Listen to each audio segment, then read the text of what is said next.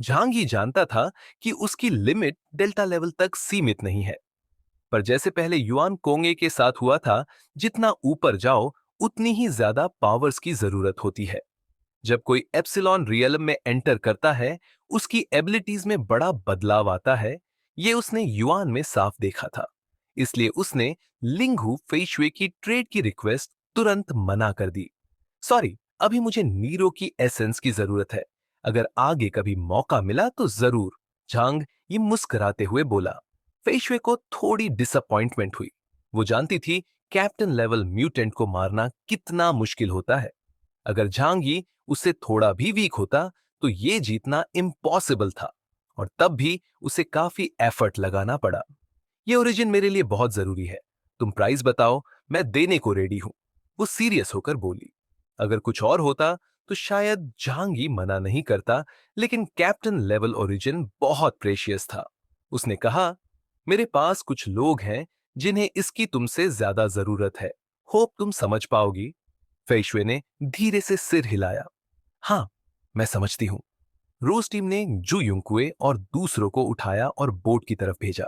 पर जब युंकुए उठी, वो कुछ बदली बदली सी लग रही थी, जैसे पहचान ही ना पाई जांगी को। असल में नीरो ने उस पर इतना टॉर्चर किया था कि उसका मेंटल स्टेट डगमगा गया था। उसे पब्लिक में बेइज्जत किया गया था, और इलेक्ट्रोशॉक ने उसकी ब्रेन को डैमेज कर दिया था। एक फीमेल सोल्जर ने चौंक कर देखा कि जू युंकुए इनकॉन्टिनेंट हो गई थी। झांगी ने आईब्रो उठाया। कम से कम वो जिंदा है। जू जेंग को मुझसे शिकायत का चांस नहीं मिलेगा। जैसे ही वो लिंगहू फेशुए से बाएं कहकर जाने वाला था, रोज टीम की मेंबर गु युफेई अचानक सिर पकड़कर जमीन पर गिर गई। नहीं, नहीं, कोई मुझे वॉर्न कर रहा है। झांगी और पेशवे शॉक्ड थे। गुयुफे की एबिलिटी एरिया उसे अनयूजुअल फ्रीक्वेंसी सुनने देती है। कुछ बहुत स्केरी आ रहा है, भागो! उसने चिल्लाकर कहा। अगले ही पल समंदर का पानी अचानक तेजी से बढ़ने लगा। दूर एक लंबी सफेद लकीर दिख रही थी। सुनामी। पर यह नॉर्मल सुनामी नहीं थी। झांगी को एक फेस याद आया। कोलंबिया ओशन फ्लीट का सबसे डेंजरस इप्सिलॉन क्लास म्यूटेंट, जिसका पावर इंडेक्स 18,000 है। उसे समझ आ गया, टियान लॉन्ग पायरेट्स ने कोलंबिया नेवी को इन्फॉर्म कर दिया है। अब यह सीरियस प्रॉब्लम बन गई है। मैं निकल रहा हूं, कहते हुए वो स्पेस शटल करके गायब हो गया। पर कुछ सेकंड बाद वो वापस आया और फेशवे के बगल में खड़ा था। वो बोली, वाह, बड़ी लॉयल्टी निकली तुम्हारी। एस्केप करना चाहता था पर भाग नहीं सकता, उसने कहा। अब समंदर में भयानक नजारा था। हजारों जाइंट सी बीस्ट्स ने आइलैंड को घेर लिया था। एक एंडलेस वेव थी, जैसे सी खुद जी उठी हो। झांग यी को इंस्टेंटली पता चल गया, अगर ये सब जियांगन रीजन में घुस गया तो ब्लिजार्ड सिटी 2 घंटे भी नहीं टिक पाएगा। उसने नीरो का हेड निकाला और वहीं पर एसेंस एब्जॉर्ब करने लगा। उसे भी प्रेशर फील हो रहा था। रोज टीम अलर्ट हो गई। मिसाइल लॉन्चर्स रेडी थे। फेशुए ने अपनी तलवार थामी और झांग यी को देखा। तुम एसेंस एब्जॉर्ब करके और भी स्ट्रांग हो सकते हो? उसने पूछा। शायद, झांग यी ने कैजुअली जवाब दिया। फेशुए की आंखों में सरप्राइज था, क्योंकि कैप्टन लेवल म्यूटेंट्स के लिए पावर बढ़ाना बहुत मुश्किल होता है। पर झांगी जैसे लोग रेयर होते हैं जो बिना किसी बड़े बैकिंग के इतने शॉर्ट टाइम में 9,600 से ऊपर पहुंच चुके हैं। अब समझ आया झू शुआई ने तुम्हें मिशन क्यों दिया। वो धीरे से बोली। लोयान आइलैंड को खतरनाक समुद्रियों ने घेर लिया था। उनके विशाल शरीर समंदर में ऊपर नीचे हो रहे थे। सिर्फ उन्हें देखकर ही डर लग रहा था। लिंगू फेशुए ने एक रंग बिरा बुलबुला झांगी की तरफ फूंका, जो उसकी बॉडी से चिपक गया। ये मेरी एबिलिटी कोटिंग है। इससे तुम्हारी डिफेंस बढ़ेगी और तुम पानी के अंदर सांस भी ले सकोगे। उसने टीम के और लोगों को भी कोटिंग दी।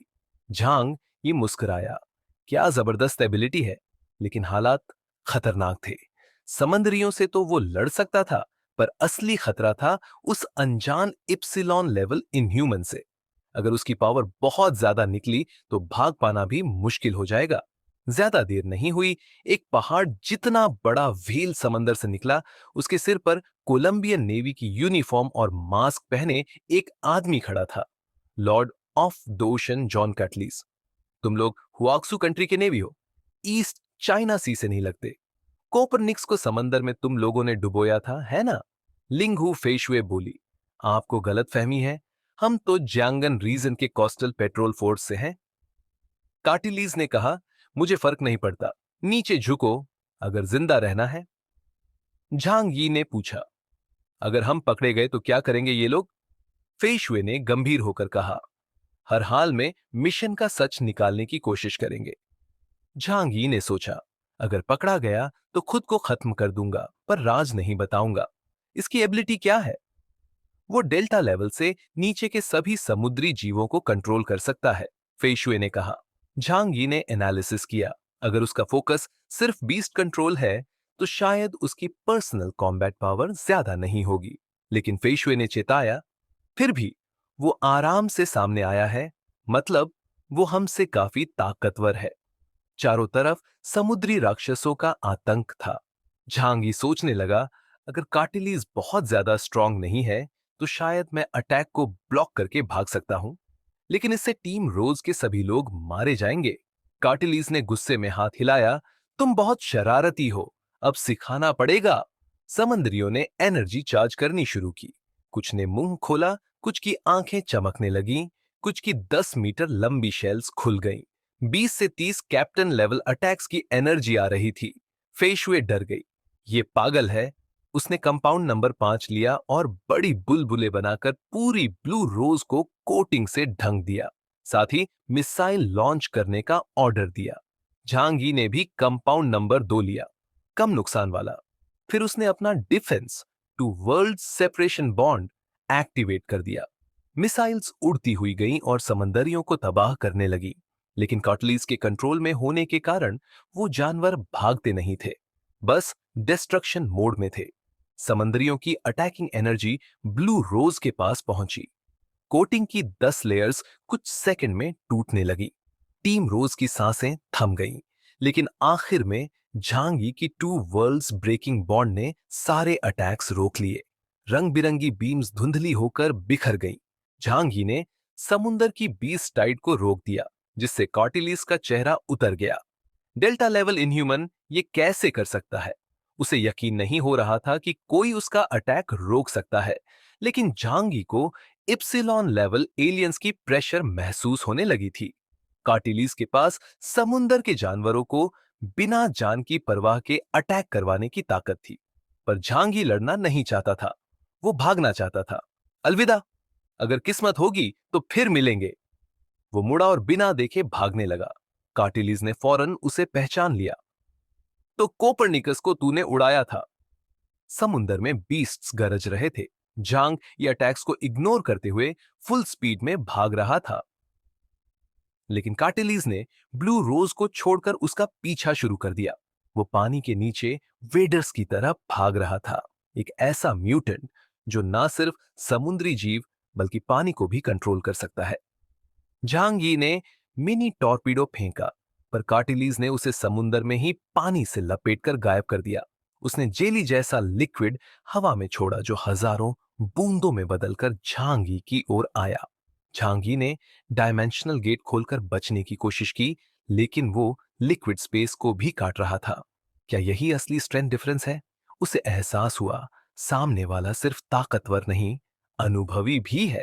कार्टिलीज मुस्कुराया, सरेंडर कर दे, वरना गलती से मार भी सकता हूं। झांगी ने अपनी लास्ट चॉइस निकाली, कंपाउंड नंबर 5, एक ऐसा केमिकल जो कुछ मिनटों के लिए उसकी पावर को इप्सिलॉन लेवल तक बूस्ट कर सकता था। उसे इस पर भरोसा नहीं था, लेकिन जान बचाने के लिए अब यही रास्ता था। जैसे ही वो इंजेक्शन लेने वाला था, अचानक पूरब से एक काली रोशनी बिजली की तरह आई। वो एक ब्लैक जोरोस्कोप जैसा स्पिन करता हुआ ऑब्जेक्ट था, बहुत बड़ा, किसी भी सी बीस्ट से बड़ा। उसके गुजरते ही दर्जनों सी बीस्ट्स चीर दिए गए। खून और मीट के टुकड़े हवा में उड़ने लगे। झांगी कुछ समझ पाता इससे पहले वो जॉयरोस्कोप एक जोरदार धमाके से उसके सामने गिरा। वो कोई मशीन नहीं, बल्कि एक विशाल काली समुद्री कछुआ था। कछुए ने गरजती आवाज में कहा, तुम्हारी हिम्मत कैसे हुई मेरे हुआक्सू देश के लोगों को छूने की? शुद्ध मैंड्रिन में आवाज सुनकर झांगी समझ गया, सपोर्ट आ चुका है। ये था हुआक्सू की ईस्ट कोस्ट नेवी का एक इप्सिलॉन लेवल स्पिरिट। शुआन वू कॉटिलीज अब सीरियस हो गया। ब्लू रोज भी अब झांगी के पास आ गई थी। लिंगहू फेशुए ने कहा, मैंने पहले ही ईस्ट चाइना रीजन को अलर्ट कर दिया था, इसलिए शुआनवू टाइम पर आ गया।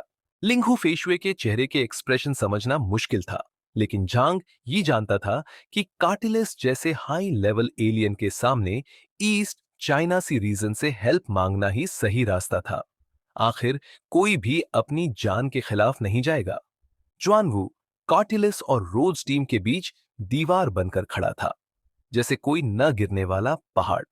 पर कार्टिलेस इतनी आसानी से मिशन छोड़ने वाला नहीं था। वो हंसा और अचानक अटैक कर दिया। सी बीस्ट्स की डरावनी गर्जनाओं के साथ उन्होंने फोर्स इकट्ठा करनी शुरू की, एनर्जी कैनन फायर करने के लिए। कार्टिलेस के पीछे पानी की बूंदें जमने लगीं, जो गोली जैसी स्पीड में जुआनवू की ओर गई।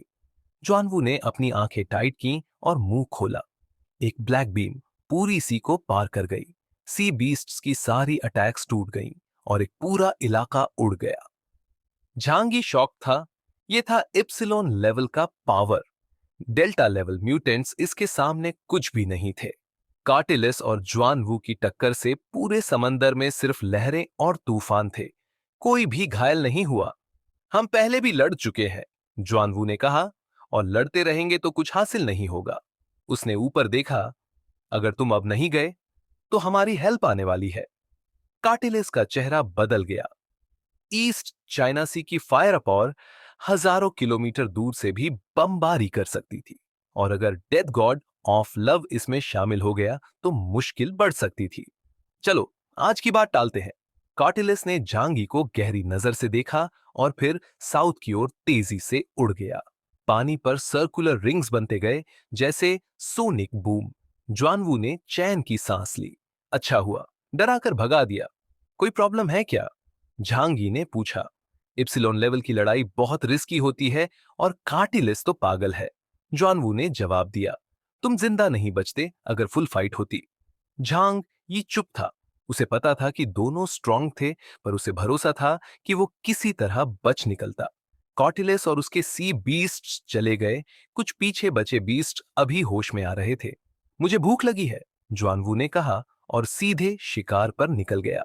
उसका साइज पहाड़ जैसा था, लेकिन पानी में उसकी स्पीड किसी डॉल्फिन जैसी।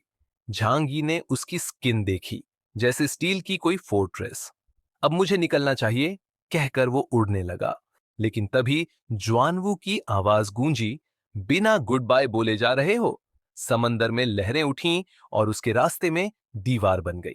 आसमान से स्टॉर्म आए और पानी में घूमते हुए टॉर्नेडो बन गए। झांगी की उड़ान रुक गई और स्पेस ट्रैवल भी काम नहीं कर रहा था।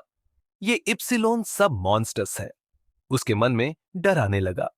ज्वानवू ने मुंह खोला और उसे खींच लिया। झांगी ने देखा कि उसके अंदर का स्ट्रक्चर मांस नहीं, बल्कि मेटल का था। थ्रॉट में स्पाइरल मेटल पाइप्स थी, जिसमें लाइट्स जल रही थी, जैसे कोई कैनन बैरल हो, उसने सोचा। तभी लिंगहू फेशुए भी वहां पहुंच गई। चारों ओर से सर की आवाजें आने लगीं। एक एक करके सिल्वर शेल वाले क्रैब जैसे जीव बाहर आए, जिनके कई पैर थे। हुंडोन ग्वांगहान, अंदर आओ, किसी ने गहराई से पुकारा। झांग ये दंग रह गया। क्या ज्वानवू असल में एक मैकेनिकल टर्टल है? ये सच लगना मुश्किल था। इतना बड़ा मैकेनिकल बीस्ट कोई कैसे बना सकता है? अगर ऐसा है तो हुआक्सू की मिलिट्री टेक्नोलॉजी 100 साल आगे है। वे चलते हुए एक व्हाइट रूम में पहुंचे। पेट की जगह एक आलीशान हॉल जैसा। वहां एक नीली रोशनी में चमकता यंग मैन टी टेबल के पास बैठा मुस्कुरा रहा था। झांगी ने पूछा, क्या आप ज्वानवू हैं? यंग मैन ने धीरे धीरे कॉफी की घूंट ली। हो सकता है। झांगी। यंग मैन ने सोफे की ओर इशारा किया और झांगी और लिंगहू फेशुए को बैठने का इशारा किया। दोनों एक दूसरे को देखकर बैठ गए। ज्वानवू ने कहा, मैं ज्वानवू हूं, लेकिन जो तुम देख रहे हो वह मेरा असली शरीर नहीं है। असली शरीर तो तुम्हारे बाहर है। फिलहाल तुम मेरे पेट में हो। झांगी चौंक गए। यंग मैन ने समझाया, यह विशाल कछुआ मेरा असली रूप है, और जो तुम देख रहे हो वह मेरी स्पिरिट फॉर्म है। बस यही, झांगी ने कभी स्पिरिट नहीं देखा था। उनकी नजर कॉफी कप पर पड़ी। क्या स्प्लिट कॉफी पी सकते हैं? यंग मैन हंसते हुए मुस्कुराए और कप को छोड़ दिया, जो मोज़ेक में बदलकर गायब हो गया। कॉफी टेबल भी गायब हो गया। स्प्रिट्स कॉफी नहीं पी सकते, लेकिन डेटा की मदद से मुझे कॉफी पीने का अनुभव मिलता है। स्वाद, फ्लेवर, खुशबू, सब कुछ सीधे मेरे ब्रेन तक पहुंचता है। और ओवरराइटिंग के साइड इफेक्ट से भी बच सकते हो, जुआनवू ने घुंघराले हाथों के साथ गर्व से कहा। इतना ही नहीं, एक्स का भी अनुभव डेटा के जरिए मिलता है। क्या कहते हो, क्यों नहीं? झांगी हैरान था। मुझे कभी नहीं लगा था ऐसा भी हो सकता है। लेकिन अगर यह तुम्हारा शरीर है तो। उसने कमरे के सजावट पर ध्यान दिया। क्या तुम्हें इंसान के रूप में वापस आ पाने का कोई तरीका नहीं है? ज्वानवू ने आंखें नीची की। हाँ, मेरा म्यूटेशन अपरिवर्तनीय है। मेरा शरीर सिर्फ विशाल समुद्री कछुए के रूप में रह सकता है और मुझे ठंडे गहरे समंदर में रहना पड़ता है। लेकिन इसमें कोई बुराई नहीं है। मैं एक डाइविंग एक्सपर्ट हूं। ओह, और मेरा इंग्लिश नाम डेव है। इस बीच लिंगहू फेशुए ने अपने पैर क्रॉस किए और पूछा, तुम हमें कहां ले जा रहे हो? जांगी और लिंगहू फेशुए को ज्वानवू ने कंट्रोल कर लिया था और अब वे भाग नहीं सकते थे। झांग ये ड्रग्स ले सकता था, लेकिन वह रिस्क नहीं लेना चाहता था। इतना बड़ा रिस्क लेना सही नहीं था, और अगर वह सफल भी होता तो गंभीर रूप से घायल हो सकता था। यह सुनकर ज्वानवू ने एक चंचल मुस्कान दी। क्या मुझे पूछने की जरूरत है? मैं तो तुम्हें ईस्ट चाइना सी नेवल बेस ही वापस ले जा रहा हूं। लिंगहू फेशवे का गुस्सा थोड़ा तेज हो गया। झांगी का चेहरा सामान्य था, लेकिन उसकी आंखों में गहरी सोच थी। सचमुच जैसे उसने सोचा था। बाहर के मामलों में जांग और डोंगहाई क्षेत्र भाई हो सकते हैं, लेकिन एक बार बाहरी संघर्ष सुलझने के बाद आपस में प्रतिस्पर्धा होती है। झांगी के पास सोर्स ऑफ गॉड की जानकारी थी, तो डोंगहाई क्षेत्र उसे हासिल करना चाहता था। इस समय ताकत सब कुछ है और कुछ कहने का कोई मतलब नहीं है। अब उन्हें देखना होगा कि जू झेंग डोंगहाई क्षेत्र से कैसे बातचीत करता है। लेकिन जांगी को लगता था कि डोंगहाई क्षेत्र उसे जानने के लिए दबाव डालने की कोशिश करेगा। लिंगहू फेशुए ने ज्वानवू को घूरते हुए कहा, क्या तुम हमें संपर्क करने दोगे? हमें मौजूदा स्थिति की रिपोर्ट करनी है। ज्वानवू ने हाथ फैलाए और कहा, डरो मत, हम तो साथी हैं। हम दोस्त हैं, और तुम दोनों को मुझसे दुश्मनी नहीं रखनी चाहिए। मैं तो बस आदेश का पालन कर रहा हूं, और मैंने तुम्हारी जान भी बचाई है ना। समझौते के अनुसार कि उसके पास जो जानकारी है वह डोंगहाई क्षेत्र से साझा होनी चाहिए। झांगी मुस्कुराए और कहा, अगर ऐसा है तो यह तरीका क्यों? जुआनवू ने एक पल सोचा। ठीक है, यह हेडक्वार्टर का फैसला था। शायद सीनियर लोग चाहते थे कि नियंत्रण अपने हाथ में हो। झांगी ने उबाऊ तरीके से जवाब दिया। वह महसूस कर सकता था कि शरीर में शक्ति जल्दी से दबाई जा रही थी। कंपाउंड नंबर 3 एक दुर्लभ ड्रग था, जिसे बड़े क्षेत्रों में भी एक्सचेंज नहीं किया जा सकता था। इसकी इतनी शक्ति होने की उम्मीद नहीं थी। यह पता चला कि यह शक्तिशाली एलियंस को दबाने के लिए हेडक्वार्टर का एक हथियार है।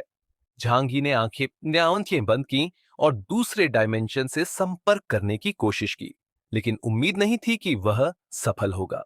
कंपाउंड नंबर 3 शरीर में असामान्य ऊर्जा को दबा सकता है, लेकिन कुछ खास गैर खपत योग्य क्षमताओं पर इसका कोई असर नहीं पड़ा। झांगी समझ चुका था, अगर वह अभी भी स्पेस का उपयोग कर सकता था तो उसका सबसे मजबूत डिफेंसिव एबिलिटी सुरक्षित था। ज्वानवू हंसी के साथ बोला, डरो मत, मैं तो बस नियमों के मुताबिक तुम्हारे साथ ये कर रहा हूं। शायद एक दिन हम सभी एक ही बैटलफील्ड पर होंगे, एक समान लक्ष्य के लिए लड़ते हुए। अच्छा, घर की यात्रा अभी लंबी है। क्या तुम कार्ड खेलना चाहोगे? लिंगहू फेशुए की आंखों में एक अजीब चमक थी। क्यों नहीं? झांग यी ने ज्वानवू को देखा और कहा, बस ऐसे क्यों खेले? क्यों न इसमें कुछ मसाला डाले? ज्वानवू ने उत्सुकता से पूछा, ओ, क्या तुम कुछ शरारत करने वाले हो? लेकिन तुम्हें बता दूं, मैं दुनिया का सबसे मुंह बंद इंसान हूं। झांगी हल्के से मुस्कुराए। सोचो, इसे एक इंटेलिजेंस एक्सचेंज के रूप में। हम दोनों अपनी अपनी बैटल जोन के सबसे एडवांस्ड फोर्स हैं और हमारे पास एक दूसरे के लिए इंटेलिजेंस है। जैसा कि तुम कहते हो, हम साथी हैं, दुश्मन नहीं। डरो मत, तुम कोई भी बहुत सेंसिटिव सवाल छोड़ सकते हो। ज्वानवू ने झांगी की बात मानी और मुस्कुराया। बहुत अच्छा, चलो शुरू करते हैं। झांगी और लिंगू फेशुए शुआनवू के साथ लैंडलॉर्ड गेम खेल रहे थे। शर्तें थोड़ी सेंसिटिव थी। गलत सवाल पूछो तो सामने वाला मना कर सकता है। जांगी को कार्ड्स खेलना आता है। जब वो वेयर हाउस में काम करता था, अक्सर साथियों के साथ खेलता और कभी-कभी चीट भी करता। वो पहले से ही कुछ कार्ड्स छुपा लेता और अगली बार ड्रॉ करते वक्त वापस रख देता। शुआनवू को इतनी समझ नहीं थी और उसे पता नहीं था कि जैंग ये सुपर नेचुरल पावर से चीट कर रहा है। तीनों टेबल पर बैठे थे और गेम फास्ट पेस चल रहा था। जांगी ज्यादातर जीतता था जब तक जानबूझकर हार न जाए। इस गेम का मकसद सिर्फ जीतना नहीं था, ये इन्फो एक्सचेंज का तरीका था। लिंगहू ने कहा कि उसकी पावर साइंस डिपार्टमेंट के एक्सपेरिमेंट से अवेकन हुई थी। इतना पेनफुल एक्सपीरियंस था कि याद भी नहीं करना चाहती। शुआनवू ने बताया कि वो पहले एक डाइविंग क्लब का ऑनर था। डिजास्टर के बाद वो बोट से भागा, लेकिन उसके साथियों ने उसे समुद्र में फेंक दिया, शार्क्स के लिए। मरा नहीं। शायद यही मेरी पावर अवेकन होने की वजह थी। जांगी ने मजाक किया। इसलिए तुमने सी टर्टल जैसा रूप लिया होगा, प्रोटेक्शन के लिए। शुआनवू ने बस मुस्कुराकर कहा, शायद। फिर जांगी से पूछा गया कि उसकी पावर्स कैसे जागी। उसने कहा कि वो वेयरहाउस मैनेजर था और किसी अपने के हाथों मारा गया। असलियत में वो रीबॉर्न हुआ था, पर ये उसने छिपा लिया। तीनों एक दूसरे की बातें समझ रहे थे, लेकिन कोई सीधे सवाल नहीं कर रहा था। तभी शुआनवू ने कहा, हम पहुंच गए ईस्ट चाइना सी के मिलिट्री पोर्ट पर। जांगी ने अपने आखिरी कार्ड्स रखे, किंग बॉम्ब और 3 टूज। एक सवाल, शोर पर हमारे साथ क्या होगा? शुआनवू बोला, पता नहीं, अब आगे सिविल डिपार्टमेंट संभालेगा। फिर शुआनवू के अंदर का बीटल आया और बोला, बाहर निकलो। जांगी और लिंगू बाहर आए। ठंडी हवा ने उनका स्वागत किया। सामने हार्बर में वॉरशिप्स थीं। ब्लू रोज टीम के लोग ऑलरेडी लाए जा चुके थे और थोड़े नाराज लग रहे थे अपनों के हाथों पकड़े जाने पर। जांगी ने इसे लाइटली लिया। वो कोई सिपाही नहीं था, बस फ्लेक्सिबल इंसान। लिंगू के चेहरे पर तिरस्कार था। पोर्ट पर 2 ऑफिसर्स थे, एक शांत चेहरे वाला, दूसरा स्कारफेस ने हैंडकव्स लाने को कहा। लिंगू भड़क गई, हमें प्रिजनर बना रहे हो। पर शांत ऑफिसर ने रोक दिया, ये हमारे गेस्ट है, प्लस इन्होंने कंपाउंड 3 लिया है, ये समझदार है। जांगी और लिंगू के पीछे अब भी शुआनवू की नजर थी। फिर वो ऑफिसर मुस्कुराया, वेलकम टू डोंगहाई सिटी। मैं हूं लियांग सिमियाओ, इंटेलिजेंस डिपार्टमेंट का हेड। कमांडर ली गुआंगशियाओ की तरफ से आप दोनों का स्वागत है। आपने समुद्र में बहुत संघर्ष किया है।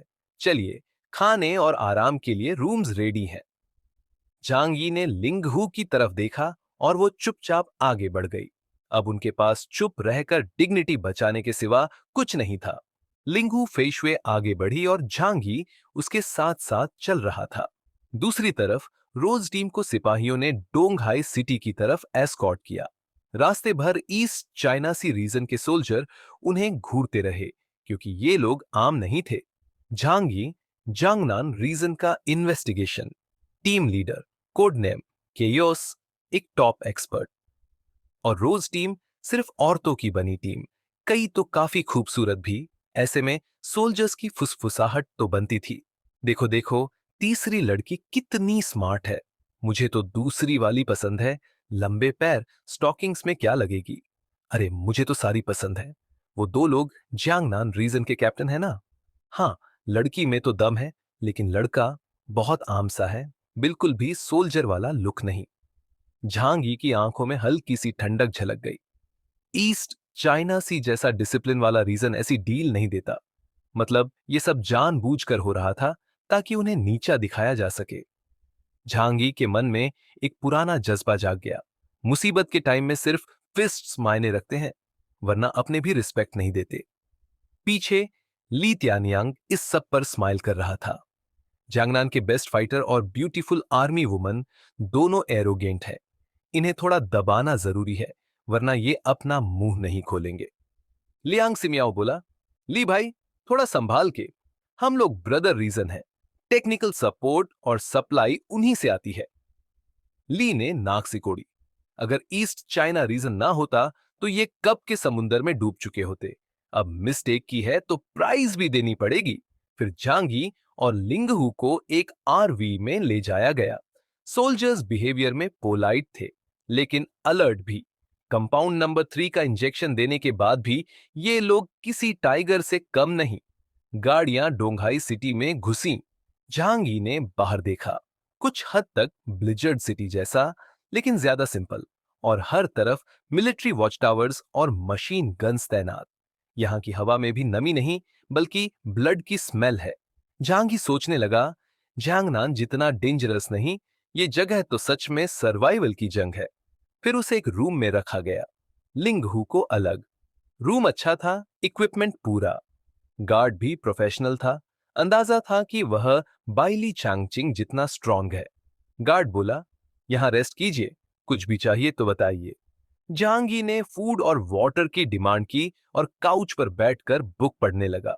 लेकिन उसके सारे मूवमेंट्स इंटेलिजेंस डिपार्टमेंट देख रहा था। लियांग सिमियाओ मॉनिटरिंग रूम में था। सिर्फ जांगी नहीं, बाकी सब पर भी नजर थी। रोज टीम पर फीमेल स्टाफ की निगरानी थी।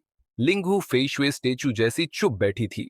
टीम की लड़कियां भी फूड नहीं ले रही थीं, पर जांगी मजे से खा पी कर बुक पढ़ रहा था, जैसे कुछ हुआ ही नहीं।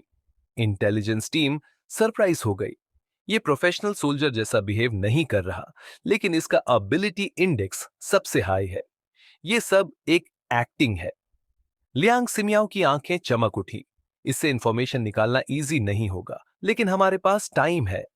फिर उसने पूछा, शिप से लाए लोग अब कैसे हैं? स्टाफ ली होंग्यू बोली, एनेस्थेटिक टाइप पॉइजन दिया गया है। 12 ऑनवर्स में होश आ जाएगा, जान को कोई डेंजर नहीं। लियांग सिमियाओ बोला, फिर उठते ही सबसे क्वेश्चनिंग शुरू करना होगा। उनके पास इंपॉर्टेंट इंफॉर्मेशन हो सकती है। झांगी ने जब डोंगहाई सिटी के रिसेप्शन सेंटर में चेक इन किया तो ऐसे बिहेव किया जैसे किसी होटल में रुका हो।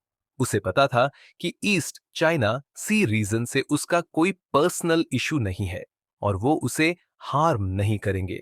उन्हें सिर्फ सोर्स ऑफ गॉड की इंफॉर्मेशन चाहिए थी।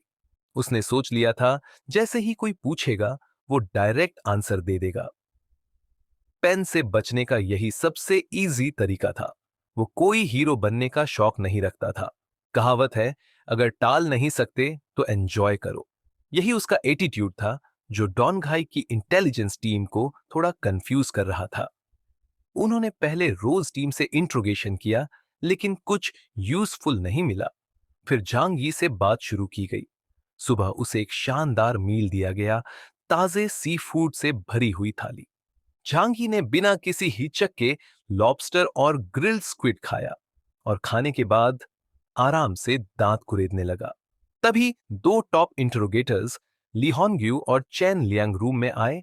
साथ में साइकोलॉजी, लैंग्वेज और माइक्रो एक्सप्रेशन के एक्सपर्ट्स भी मौजूद थे। चेन लियांग ने फॉर्मल तरीके से बात शुरू की। हेलो मिस्टर जांगी, खाना पसंद आया? झांगी हंसते हुए बोला, बहुत बढ़िया था, तियानहाई सिटी से अच्छा। चैन लियांग ने अपनी प्रिपेयर की हुई स्पीच शुरू ही की थी कि जांगी ने बीच में ही काटते हुए कहा, आप लोग सोर्स ऑफ गॉड के बारे में पूछना चाहते हो ना? मैं बता देता हूं। यह सुनकर चेन लियांग का फेस फ्रीज हो गया। इतने सालों का एक्सपीरियंस वेस्ट लग रहा था। क्या कोई इतनी इजीली सब बता सकता है? लियांग सिमियाओ, जो बाहर सर्विलांस देख रहे थे, बोले, यह ट्रिक हो सकता है। Keep pushing. इंटरोगेशन कंटिन्यू रहा। झांग यी ने सब डिटेल में बताया। Source of God star island के फॉग वैली में मिला था। उसने ऐसे बताया जैसे कोई गॉसिप कर रहा हो। एक्सपर्ट्स शॉक्ड थे। उसके फेस पर एक भी झूठ का एक्सप्रेशन नहीं था। साइकोलॉजिस्ट ने सिर पकड़ लिया। उसने खुद को ही कन्विंस कर लिया है, ऐसा ओपोनेंट मैंने कभी नहीं देखा। तभी एक न्यू गर्ल शाओलियू बोल पड़ी, शायद वो ट्रूथ बोल रहा है। सारे लोग उसकी तरफ ऐसे देखने लगे जैसे उसने कोई चाइल्डिश बात कर दी हो। लियांग सिमियाओ ने सख्त लहजे में कहा, शाओलियू, ये जोक करने का टाइम नहीं है। ये एक एस लेवल मिशन है। हमें उससे ट्रुथ उगलवाना है और वो इतनी इजीली कुछ नहीं बताएगा। शाओ लियू शर्मिंदा हो गई और सॉरी बोलने लगी। लैंग सिमियाओ ने इंट्रोगेटर्स को फिर से भेजा। 1 घंटे बाद ली हॉन्ग्यू और चेन लैंग रूम से बाहर निकले और वीक होकर जमीन पर बैठ गए। चीन लैंग के फेस पर फेलियर साफ दिख रहा था। मैंने जो कुछ भी सीखा वो इस आदमी पर वर्क नहीं किया। ली हॉन्ग्यू बोला, उसने हर क्वेश्चन का परफेक्ट आंसर दिया, जैसे पहले से रिहर्स किया हुआ हो।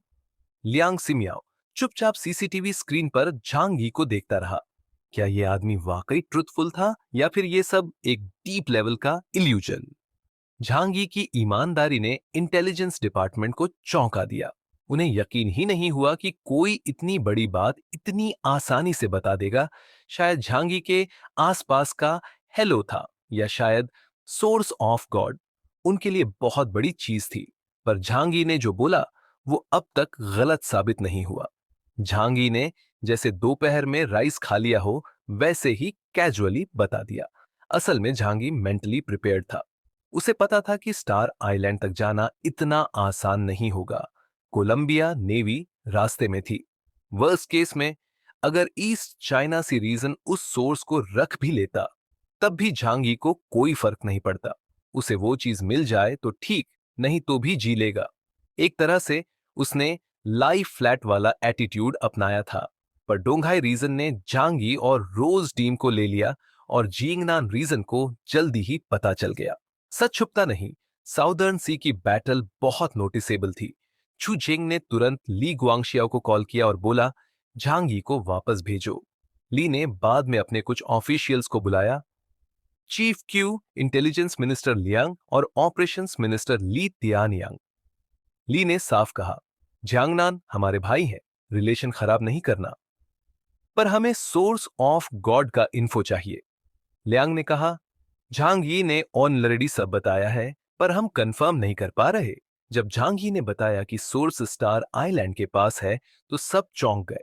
वहां जाना मुश्किल था, कोलंबिया फ्लीट की वजह से। ली ने 3 दिन की डेडलाइन दी। अगर कुछ और नहीं निकला तो झांग यी को वापस भेजना होगा। हमारी इमेज भी मैटर करती है, बाकी 5 रीजन देख रहे हैं। लियांग सिमियाओ सोच में पड़ गया। टॉर्चर कर नहीं सकते और नॉर्मल सवालों से काम नहीं बन रहा। तभी चीफ क्यू ने बोला, मेरे पास एक आइडिया है, चलो मेरे साथ। वहीं दूसरी तरफ ली त्यानयांग ने कोल्ड स्माइल दी और अपने कुछ लोगों को लेकर झांगी के पास गया। झांगी उस वक्त किताब पढ़ रहा था। रोज की बोरिंग पूछताछ से तंग आ चुका था। अचानक डोर खुला। कुछ अजनबी चेहरे सीरियस लुक के साथ अंदर आए। एक ने उसके सामने पानी का ग्लास रख दिया। झांगी बोला, पॉइजन दोगे मुझे? त्यान्यांग अंदर आया और बोला, किल नहीं करना तुम्हें, तुम जिंदा ज्यादा यूजफुल हो। इस पानी में कोई जहर नहीं, बस एक चीज है जो सच बाहर लाएगी। अब ये पियो और सवालों के जवाब दो। खून ऑपरेशन नहीं किया तो हार्ड मेथड अपनाने पड़ेंगे। झांगी ने बुक बंद की, कुछ देर पानी को देखा और फिर धीरे धीरे पी लिया। त्यान्यांग मुस्कुराया। उसे लगा अब सब मिल जाएगा। पानी पीते ही झांगी की आंखें हैवी होने लगीं, बॉडी ढीली पड़ गई। त्यान्यांग ने पूछा, सोर्स ऑफ गॉड कहाँ है? झांगी ने धीरे से कहा, मार्ले और स्टार आइलैंड के बीच में। त्यान्यांग चौंका। फिर तुमने पहले मिस्ट वैली क्यों बोला? टाइम डिले करने के लिए मिस्ट वैली डेंजरस है। एग्जैक्टली कहां मिला? झांगी ने धीरे कहा, सी में, मार्ले और स्टार आइलैंड के बीच। वही सोर्स है। ली त्यान्यांग को जब जरूरी इन्फो मिल गई तो वो बड़ी सेटिस्फैक्शन के साथ झांगी के रूम से निकल गया। उन्हें अंदाजा भी नहीं था कि उनके जाने के बाद झांगी की आंखों में एक हल्की सी सार्कास्टिक चमक थी। उसे समझ नहीं आया कि लोग सच क्यों नहीं सुनना चाहते, बल्कि झूठ पर ज्यादा बिलीव करते हैं। जब उसने सही लोकेशन बताई तो उसे ट्रिक समझा गया, लेकिन जब वेग और कंफ्यूजिंग जगह बताई तो सब ने उस पर भरोसा कर लिया। उसे ये नहीं पता था कि ली त्यान्यांग को इतना कॉन्फिडेंस क्यों था। असल में झांगी को कंपाउंड नंबर 3 इंजेक्ट किया गया था, जिससे उसकी सुपर पावर्स सप्रेस हो गई थी। ऐसे हाल में अगर कोई ट्रूथ सीरम पीता है तो वो सच बोल देता है, लेकिन कोई नहीं जानता कि जांगी अपनी थॉट से दूसरे डायमेंशन से कनेक्ट कर सकता है और सप्रेशन के बावजूद पावर यूज कर सकता है। पिछले कुछ दिनों में उसने बाहर से आया खाना लिया जरूर, लेकिन सब सीक्रेटली अपने थ्रोट में मौजूद डायमेंशनल गेट में ट्रांसफर कर दिया। रात में वो चुपचाप खा लेता था, यहां तक कि आज जो ट्रूथ सीरम दिया गया उसने एक बूंद भी नहीं पी। ली त्यानयांग की इस हरकत से वो काफी नाराज था। दूसरों के कंट्रोल में रहना वाकई बहुत इरिटेटिंग है। उसने आंखें मिचकी। अगर मैं स्ट्रांग होता तो कोई इतनी हिम्मत करता? सीधी बात है, इस दुनिया में ताकत ही सब कुछ है। झांगी के दिल में एक साइलेंट चेंज आ चुका था। ईस्ट चाइना सी रीजन की इस इंसल्ट का बदला वो जरूर लेगा, लेकिन तब जब उसमें वो ताकत होगी। झांगी ऐसा इंसान था जो बदला लेना नहीं भूलता। दूसरी ओर ली त्यानयांग अपने सही जवाब के साथ खुश होकर सीधा ली गुआंगशियाओ के पास गया। रास्ते में उसे कंफ्यूज सा लियांग सिमियाओ मिला, क्योंकि क्यों लियांग शाओ ने उसे एक साइड में बुलाकर बेकार की बातें की और असली मुद्दे से भटका दिया। उसे अब समझ आया कि ये सब ली त्यानयांग की प्लानिंग थी। मैंने तो सिंपल तरीका अपनाया, उसे सीधा ट्रूथ सीरम पिला दिया। ली त्यानयांग ने प्राउड होकर कहा, मैंने पहले ही कहा था, वो अब प्रिजनर है, उससे पोलाइटली बात करने का कोई फायदा नहीं। फोर्स यूज करो और काम खत्म। ये सुनकर लियांग सिमियाओ का चेहरा उतर गया। तुमने जैंगनान डिस्ट्रिक्ट के इन्वेस्टिगेशन कैप्टन को ट्रूथ सीरम दे दिया।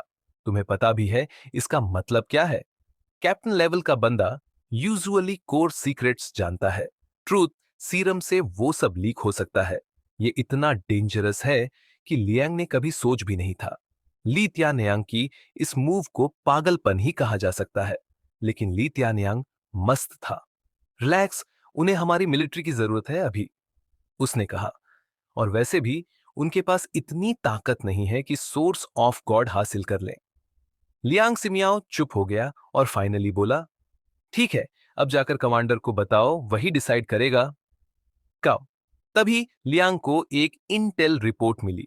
कायोस के साथ जो सर्वाइवर्स आए थे उनमें से एक लीजोंग्यू था, जिसने सबसे पहले सोर्स ऑफ गॉड डिस्कवर किया। और उसने जो लोकेशन बताई वो सेम थी जो कायोस ने पहले बताई थी। लियांग ने सोचा, ऐसा आदमी जैसे कायोस कभी भी बिना प्लान के कुछ नहीं बोलेगा। फिर भी उसने रिपोर्ट तैयार करवाई और कमांडर को भिजवा दी। Was it winning? अब ली गुआंगशियाओ के पास दो रिपोर्ट्स थी और दोनों ही सिंगटाओ कंट्री की ओर इशारा कर रही थी। वो ज्यादा भरोसा ली त्यानयांग की रिपोर्ट पर कर रहा था, क्योंकि उसे नहीं लगा कि सप्रेस्ड पावर्स के बाद कोई ट्रुथ सीरम को रेसिस्ट कर सकता है। तो सोर्स ऑफ गॉड शिंगडाओ और मार्ले के बीच समंदर में है। हम टफ सिचुएशन। मार्ले अब कोलंबिया के करीब है और सिंगटाओ तो एक छोटा सा ऑलमोस्ट डिस्ट्रॉयड नेशन है। कोलंबिया की नेवी को बायपास करना इजी नहीं होगा।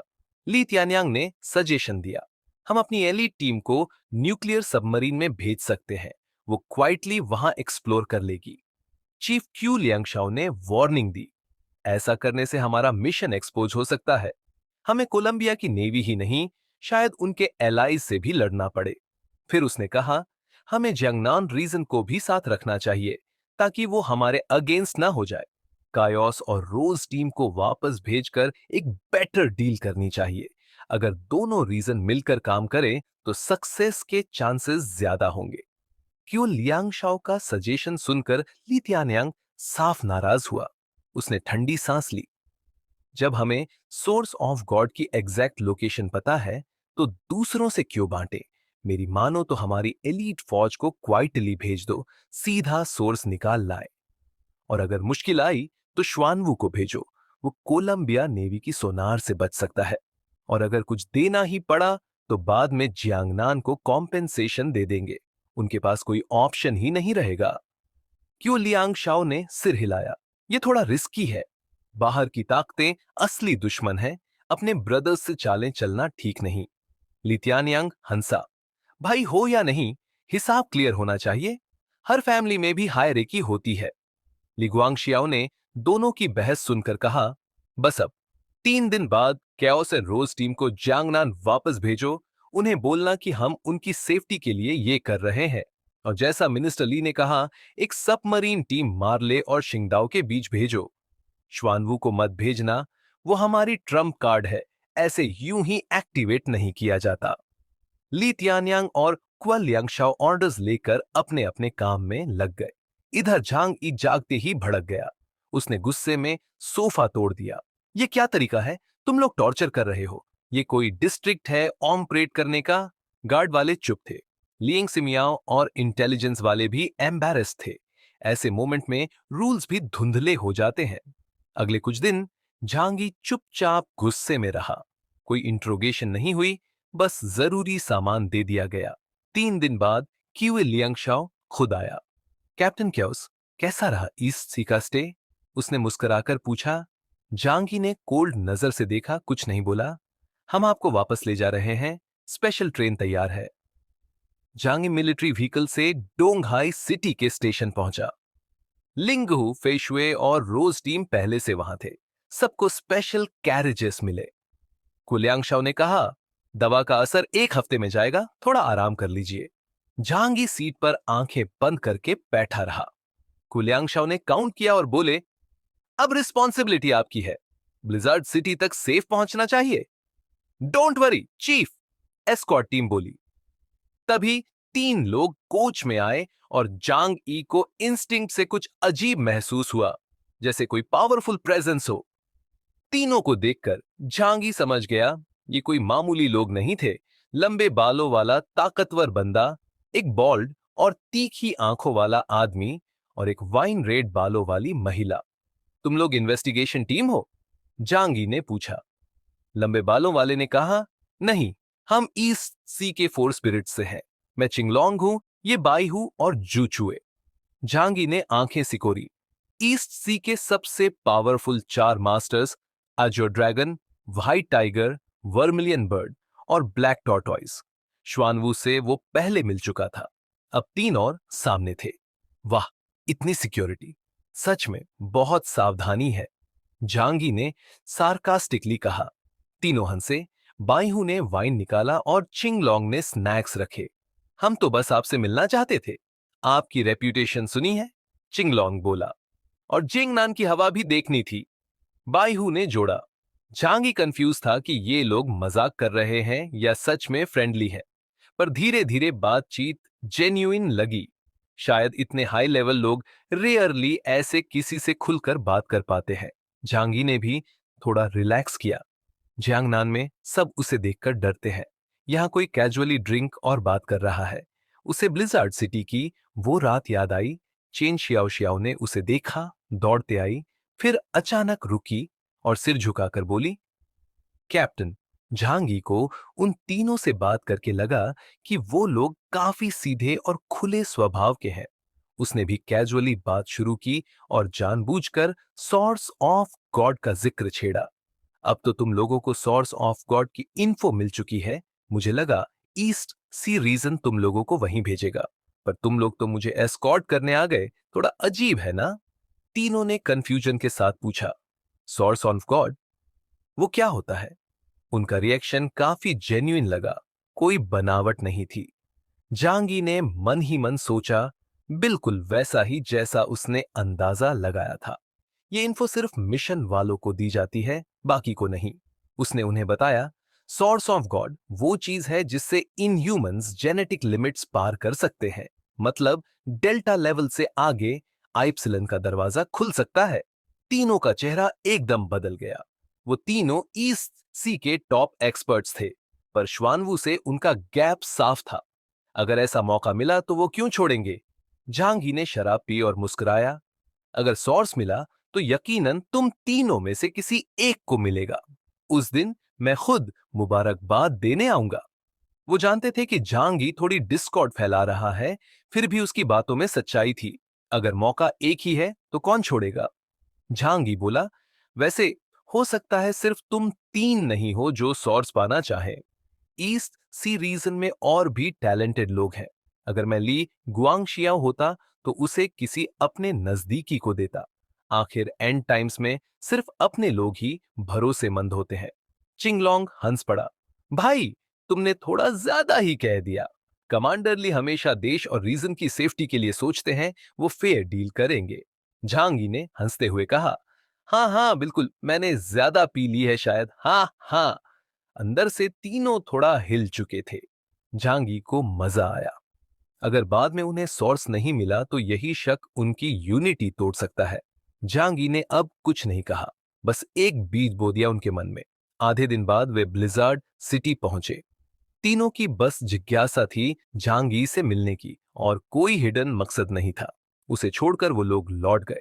झांगी और रोज टीम के स्वागत में बड़ा काफिला आया था। जूझेंग खुद स्टेशन आए। झांगी कार से उतरा तो जूझेंग ने हाथ पकड़कर कहा, बहुत सहा तुमने इस दौरान। झांगी बोला, रीजन के लिए सर्विस देना कोई मुश्किल नहीं। रोज टीम और बाकी को रिसेप्शन एरिया भेजा गया। लिंगहू फेशवे को टू यूनलिए के हवाले किया गया। स्पष्ट था कि उसकी पोजीशन झांग ई से नीचे है। जुजेंग ने झांगी को कार में बैठाया और ड्राइव कर रहा था उनका गार्ड सन लूशुआन। जुजेंग ने धीरे से पूछा, क्या ईस्ट सी में तुम्हारे साथ बुरा बर्ताव हुआ? झांग ई बोला, मुझे कंपाउंड नंबर 3 दिया गया, जिससे मेरी पावर्स सील हो गई है। हफ्ते भर और लगेगा नॉर्मल होने में। ऊपर से उन्होंने ट्रुथ सीरम पिलाया। मैंने सोर्स ऑफ गॉड की लोकेशन बता दी। जू जेंग का चेहरा गहरा गया। ली गुआंगशियाओ ने मुझ पर यह जमाया, गजब है। झांगी बोला, अब क्या करेंगे? शायद वो लोग पहले पहुंच भी जाएं। जू जेंग ने गंभीरता से कहा, अब जब तुम्हारी पावर सील है, हमारी फोर्स कमजोर है। पर चिंता मत करो, मैं ये यूं नहीं जाने दूंगा। अगर ईस्ट सी सब कुछ खुद लेना चाहता है तो मैं मानूंगा नहीं। झांगी ने सिर हिलाया, मुझे भरोसा है आप पर अभी मैं बहुत थका हूं, थोड़ा रेस्ट करना चाहता हूं। उसने आंखें बंद की और जू झेंग ने धीरे से कहा, तुमने बहुत मेहनत की है, अब आराम करो। ब्लिजार्ड सिटी में कोई तुम्हें परेशान नहीं कर सकेगा। तुम्हें बेस्ट रिकवरी मिलेगी